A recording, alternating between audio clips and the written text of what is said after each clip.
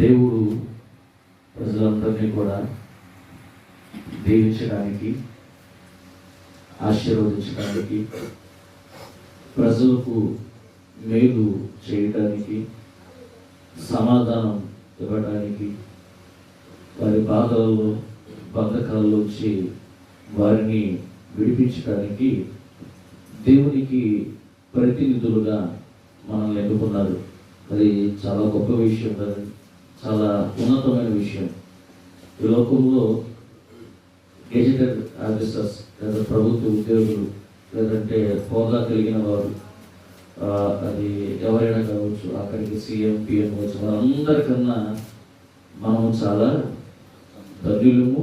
ఒక రకంగా చెప్పాలంటే గొప్పవారు. ఎందుకంటే ఏ నరమాత్రుడు కూడా మనల్ని ఎన్నుకోలేదు.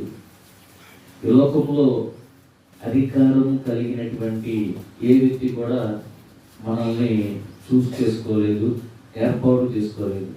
మనల్ని ఏర్పాటు చేసుకున్నారంటే సమస్తమును కలగజేసినటువంటి సృష్టికర్త అయినటువంటి దేవుడు మనల్ని ఏర్పాటు చేసుకున్నారు. ఎంతో అతిశయించదగినటువంటి విషయము, భాగ్యం అనేది మాట. చక్కగా అనేకులను దీవించడము, ఆశీర్వదించడము, అనేకుల్ని బలపరిచే గొప్ప కృప.